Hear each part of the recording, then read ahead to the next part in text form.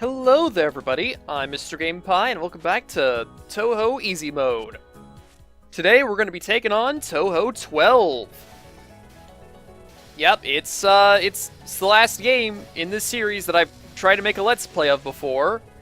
But, once again, unlike in the original series where I was playing on normal mode, today we got Easy Mode going on, so I'll probably be able to beat it this time. Probably, anyway. This is actually the very first Touhou game that I ever managed to beat. Touhou 12, Easy Mode, Sanae B. And hey, we're playing as Sanae now. Because, yeah, she's a character. We saw her back in 10. She was one of the bosses in that game. Because that's something the Touhou series typically does, is, you know, typically you have Rimu as a playable character, you have Merasa as a playable character. I've shown both of them off at this point as playable characters before. But, you know, typically, bosses from the various games also come back as playable characters to some extent or another.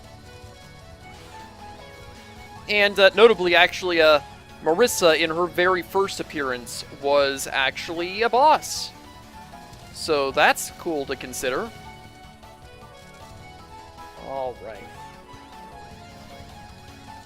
Though, she hasn't really been a boss in the series for quite some time now. It's been a while. I think the last time that she was a boss was the 8th game, I think. That sounds about right. But yeah, this game actually takes place at the end of spring, if the name of the level's theme music is anything to go by, because it's called At the End of Spring. And hey, check this out, it's Nazrin. She's a mouse yokai. She's one of my favorite characters. Can you guess why? I'll give you a hint, it's because she's a rodent, and rodents are great. I love all the rodents. Love hamsters, mice, rats, guinea pigs, gerbils, lemmings, chinchillas, sugar gliders, beavers, all of them, gophers, squirrels, chipmunks. Just keep going. I love all the rodents. Rodents are beautiful. And Nazrin is no exception to this. Also, she has a wonderful theme. She's another character that I often listen to the theme of before really playing any of the games proper. And there we go. But yeah, we've already seen UFO's main mechanic of the game. It's the UFOs. They're the source of all of your collectibles in the game. You get extra lives from them, you get bombs from them, you get extra points from them too, I guess. It all depends on what color of UFOs you collect. If you collect 3 red UFOs, it spawns a giant red UFO that you can shoot down for extra lives.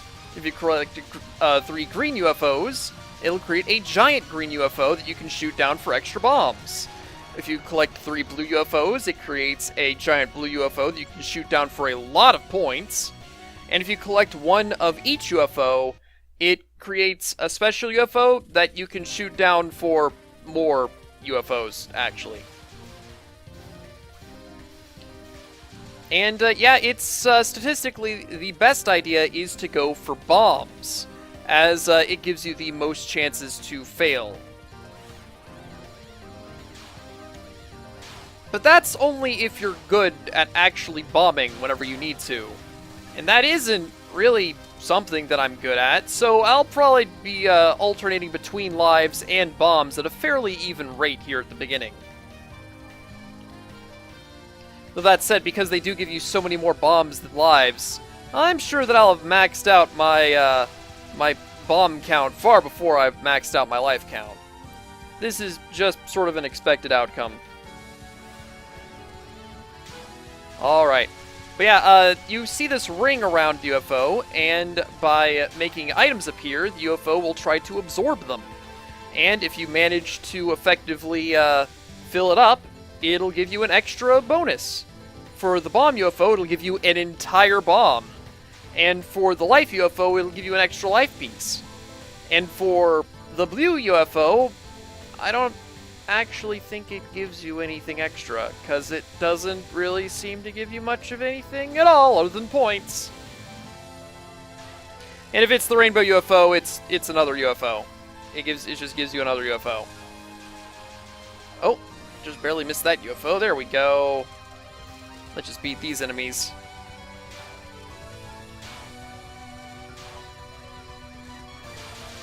Right, there we go. Only the enemies with the little green UFOs spinning around their heads will actually drop, well, UFOs. Who would have guessed? Alright, let's just grab some stuff here. Don't want to grab UFO right now because UFOs, whenever bosses appear, UFOs will basically just immediately leave. Normally you have about 10 seconds before they leave, but if there's a boss or a mini-boss in play, they're out of there. Anyway, this is Kogasa. And she's an umbrella. She's an umbrella that was left behind and then became a yokai. And now she tries to surprise people. She's not very good at it, though.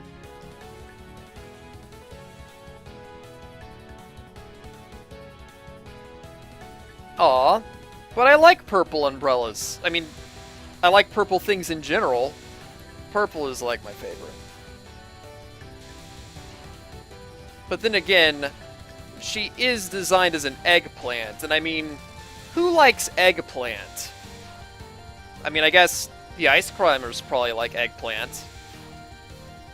It was probably actually the ice climber's umbrella, but they left it behind because they were going to climb a mountain, and you don't need an umbrella on a mountain. And then Kogasa became Kogasa because of that. That is now officially Kogasa's origin story, completely canon, you know, because I said it was. All right. So yeah, a lot of Kogasa's spells involve her launching Danmaku out in a spiral pattern because she spins her umbrella body around to launch it outwards. But that particular bullet pattern right there was more based on rain. And here we have a really difficult spell card. As I mentioned in Touhou 10, there's often times where normal or easy mode isn't tested very effectively, and as a result, certain spell cards on easy mode are even harder than they are in normal mode. Well, this version of that particular spell card is definitely far harder than it is on normal mode. But I get the feeling that it's actually on purpose this time. Because her ability is to surprise people, and what's more surprising than suddenly having a really hard spell card on normal mode all of a sudden, or easy mode all of a sudden. That is, yeah, that's about the one time where Kogasa effectively surprises people. All right, let's just here we go. All right, so yeah, these fairies are surprisingly durable. Just out of nowhere, they're taking like 1,000,000 hits to beat.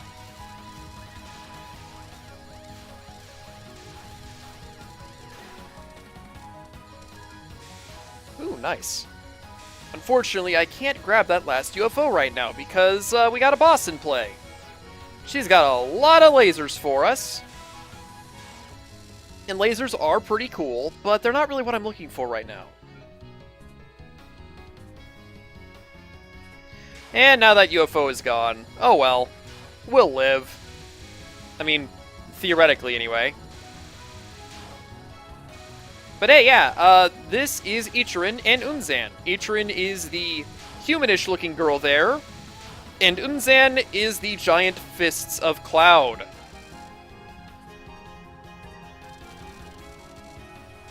And now they've just left. Oh boy! They'll be back later. She's guarding the big ship that we're chasing. Because, yeah, that is the plot of this game. A giant ship appeared in the sky, and now our protagonist of choice has to chase it down. Oh, hey, look, there's a ship that I want. Yeah, I think the ship that we're chasing down is based on the same ship that appears in Super Mario Bros. 3 very rarely. It's the bonus coin ship, essentially. That's why various characters in this game believe that there's going to be treasure inside of it. Because I guess that's the myth. You got treasure in a boat in the sky. That's how things work. And this is Jinsokyo, so all the myths are true. Oh, I almost flew directly into that bullet. That wouldn't have been appropriate. And y'all know how I am about being appropriate. Alright. Ah, yes. An investigation.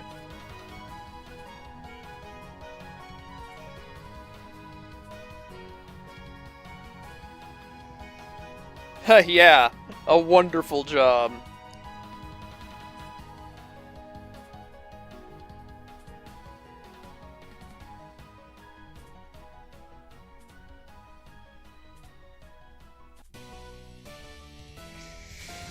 Alright, but yeah, apparently they want the treasure that we've been collecting, which is, yeah, I mean, most of the characters in this game, Rimu and Merasa in particular, are trying to collect treasure, not give it away. Although here in Sanae's case, she's not really looking for treasure. She's looking after this boat because her goddesses, Kaneko and Suwako, asked her to. In this particular case, because of the weapon that we're using, it's because Suwako asked her. Now, we never actually met Suwako in Touhou 10 because I didn't play the extra stage of the game. Because that is a thing.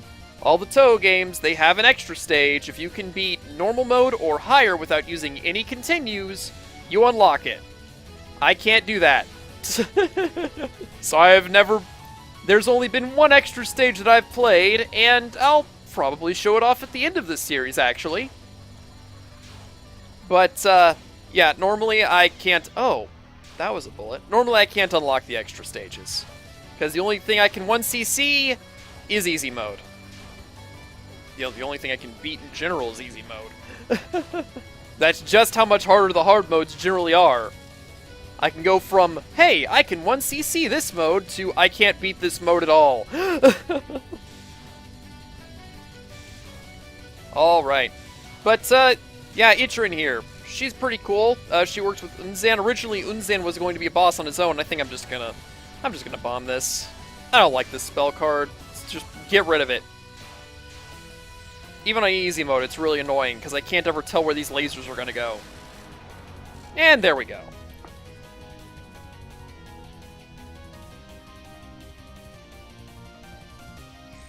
And yes, apparently, the little point obtaining items are actually things that exist. Either that, or Sanae can break the fourth wall, I suppose. Either way, really. I'll grab more bombs. So here's an instance where Sanae's frogs help out a lot. They have decent spread because they just sort of go all over the place. And yeah, that's helpful here because enemies show up all over the place. Now we're inside the ship that we've been chasing for the duration of the game, and, well, this is Stage 4. Typically, the plot really gets going in Stage 4, but actually, throughout the entire game, we've been running into characters related to the ongoing incident for once. It's one of the rare instances where, like, every character we've seen so far is relevant. Let's see if I can... Oh, wait, no, this is a mini-boss now. I mean, it's sort of a mini-boss. For some reason, it doesn't seem to count quite as much as the other ones do. So, we still get to attack our UFO instead of it flying away immediately. So that's nice. But you do want to treat this as though it's a spell card by not getting hit or by bombing at all. I mean, obviously, you kind of never want to get hit and try to avoid bombing as much as possible regardless of what part of the game it's at, but for that particular moment, if you manage to get through without any bombs or deaths, you'll get an extra life, which is pretty much the only extra life that they hand out for free in the game. Every other extra life you gotta get obtained from UFOs. Alright, now this is going to be a bit dangerous here, but I think I got it. Yep. One nice thing to note is that UFOs do kind of act as bombs in this game. Whenever you destroy them, they explode and get rid of all the Danmaku on screen. And I am very tense right now. I kind of want to try to get another bomb, but the UFOs are not cooperating in that regard. And trying to capture UFOs in this particular part of the level is not really a safe idea. Don't actively go after them. If they come to you, that's wonderful. If they don't, just leave it be. And also, I have max lives and bombs now. That is wonderful.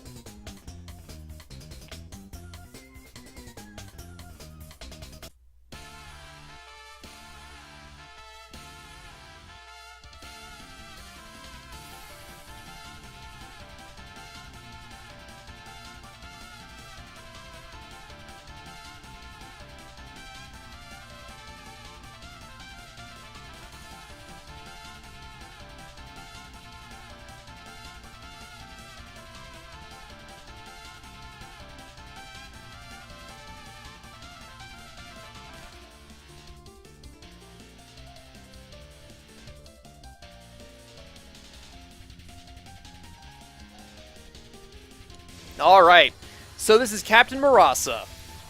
And she's a ghost. She's a ghost captain of the flying ship, the Holy Palaquin. And yeah, she is, as one might expect for a level 4 boss, quite the difficulty spike. Yes, even though this game gets rid of the idea of plot-relevant characters only appearing after Stage 4, it doesn't get rid of the idea of Stage 4 being much harder than anything else in the game so far. A difficulty spike, if you will. Though fortunately on easy mode, she's not much of a difficulty spike. A lot of the characters in this game have a variety of gimmicks that make them very unique. Nazrin had her pendulums, Ichirin had Unzan with his giant fists, and Merasa here has her anchors. I really like this boss design, because it makes every battle feel a little bit more memorable than if everybody just shoots, you know, bullets at you. Sure, the patterns of the bullets are always different and unique, but having characters have their own unique fighting styles makes them much more memorable in that way. And also, this is bad. Oh. Here we go. Alright, Merasa, you can, there we go. That's it. Yeah, I was about to say, you can finish that spell card up anytime now. Now, much like the stage itself, a lot of her battle is very hectic, with all these bullets going everywhere at once. A nice extension to the stage. How the stage gives you practice with dealing with Damaku that just sort of feels like it's flying everywhere at once, and then the battle uses the same kind of stuff. That seems like a reasonable way to design a video game, huh? Oh. And there we go, Merasa is down. Didn't even have to use any lives or bombs.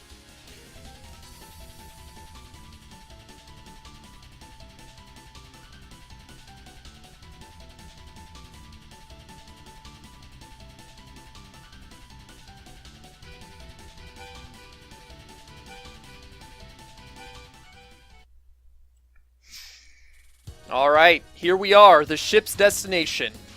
It's Makai. Makai is a location that appeared in some of the previous Touhou games, but that was back on the PC 98, which is basically a separate continuity at this point. Sometimes you'll get an offhand reference of some sort, but it's, yeah, it's basically just a separate continuity. And as such, this is basically the first time that Makai has appeared in the current continuity of the games. So that's a neat little tidbit. I'm not actively collecting UFOs right now because, I mean, I don't really need to. Oh man, it's this part. I always have trouble with this part. Oh, okay, that went a lot better than I thought it would. Nice.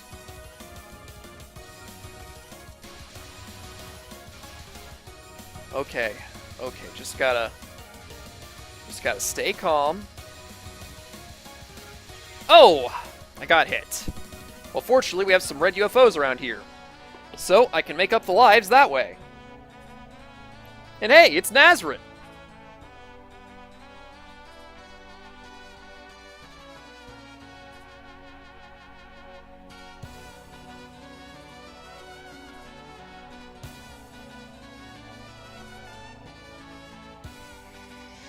Alright, yep, Nazrin now has the Jeweled Pagoda, a very powerful magical artifact. appearing as a Stage 5 mid-boss, one of her spell card descriptions actually describes her as the strongest Stage 1 boss. Although she won't hold that title for very long, as we'll see in the next game. But at least whenever this game came out, it was the truth. You know what? Let's just bomb. I don't have to deal with this. Get out of here, Nazrin.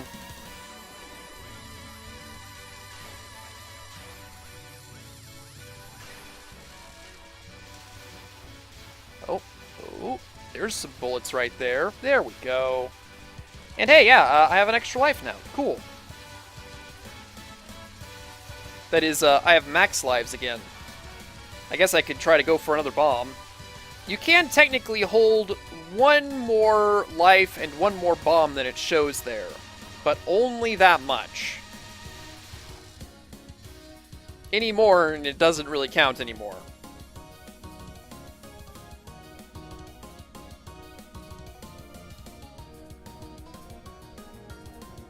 Now here's another one of my favorite characters.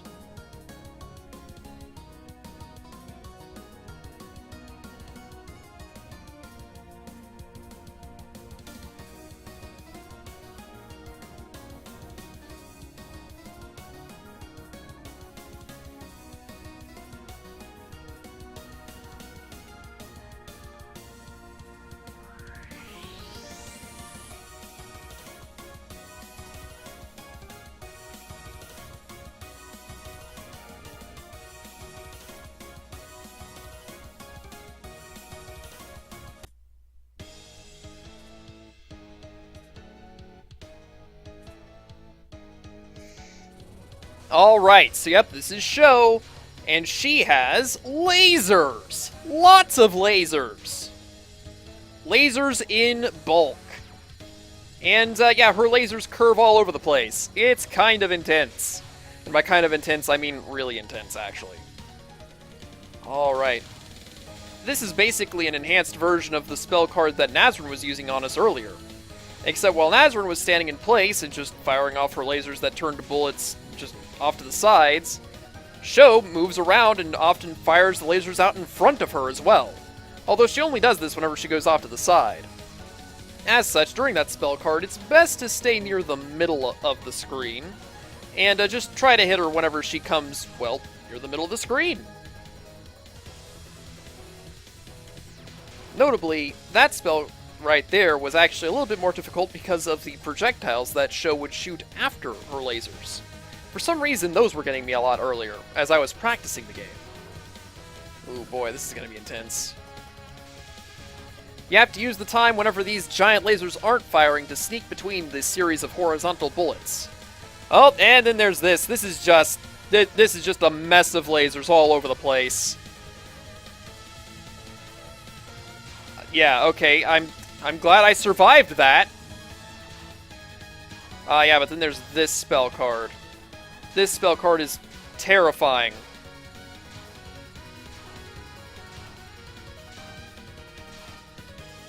I don't suspect that I'll be able to do it effectively. As the laser sweeps around, it can force you to move pretty fast as you're trying to get past all these bullets that Sho also fires. Oh my gosh, I did it! I think that's the first time I've ever done that one without using a bomb. And here we go, it's Sho's final spell. We gotta deal with more of these bullets floating aimlessly about. At the very least, because this is easy mode, the bullet density isn't as intense as it potentially could be. But it's still kind of intense, all things considered. You know, for easy mode anyway. And there we go! I beat her without using up any lives or bombs.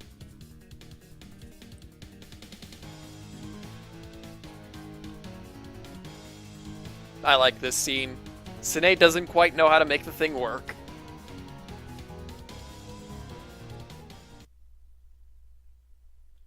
And here we go, this is it. It's the final stage. The final countdown.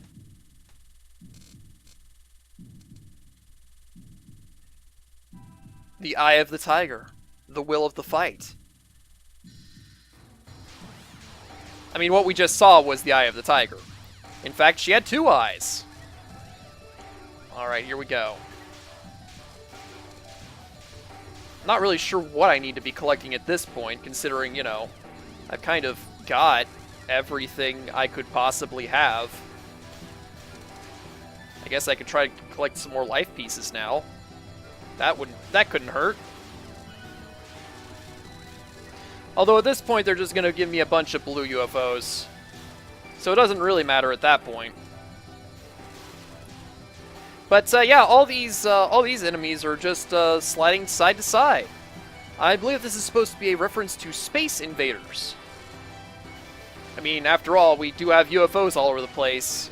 The game does have a bit of a space motif in that regard. Collecting UFOs while a giant UFO is already out will use up the UFO and give you 1,000 points. So that's nice, I guess. But yeah, at this point, we're going into the final battle as powerful as we could possibly be.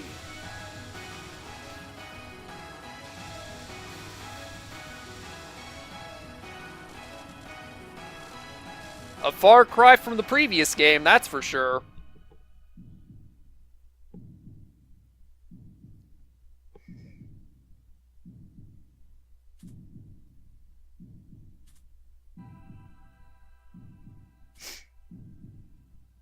There she is.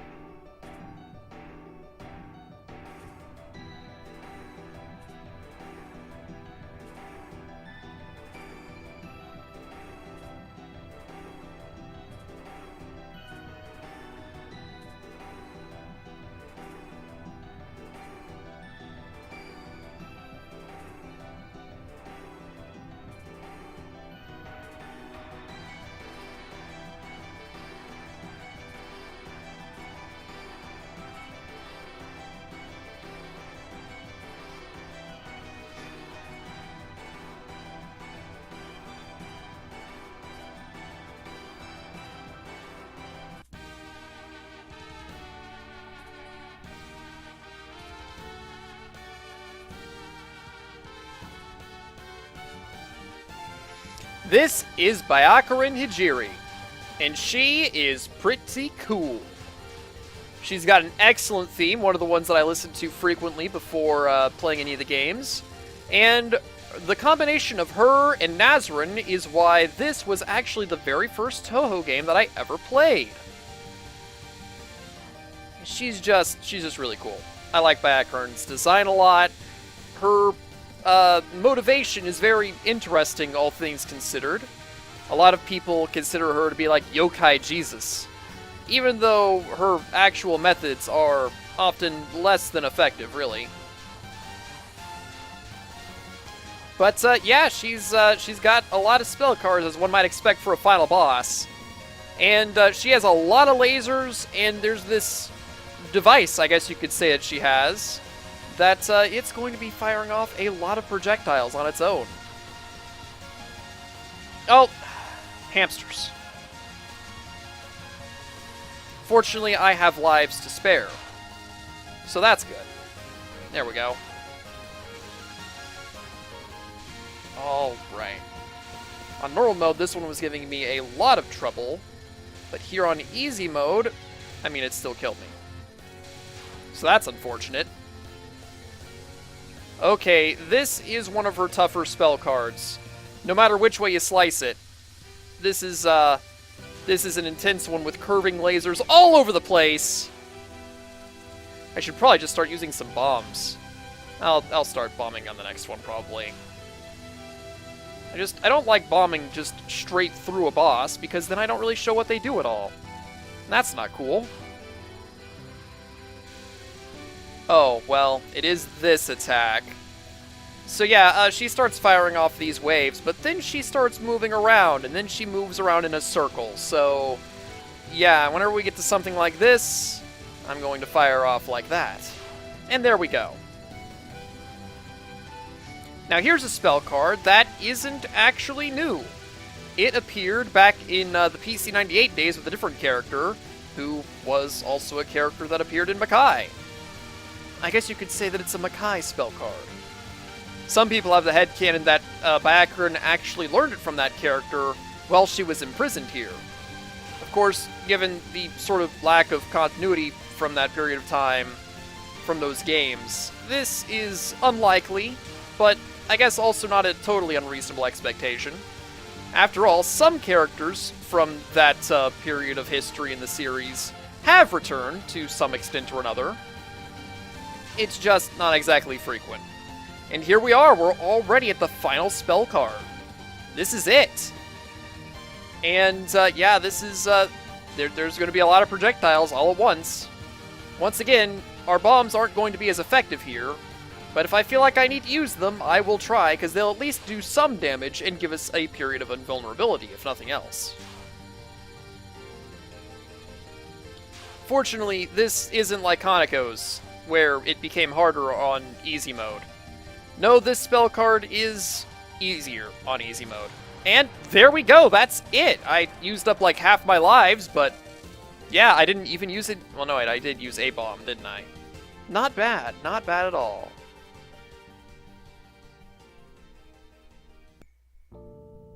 And that's it, everybody. That's Touhou 12. And this actually brings about an end to a period of Touhou's history. Touhou 6 through 9 acted as the era past the PC 98 games. And then Touhou 10 through 12 have acted as another area. 13 and onward are considered the fourth era of the Touhou games, and that's what we're going to start up next time. Even though technically, the plots of 10 through 13 are all related to each other. 10 brought about Kaneko to Jinsokyo. Then in 11, Utsuho gained the power of the Yagatarasu, the sun god, and thus nuclear fusion. This was because Kaneko gave that power to her. Then, whenever Utsuho created the geyser that allowed evil spirits to rise out of the underground, it also released the Pelican ship from this game, causing, well, the events of this game. And the events of this game will cause the events of 13 to happen as well. So with that said, I'm Mr. Game Pie, and I'll see y'all next time. See you then.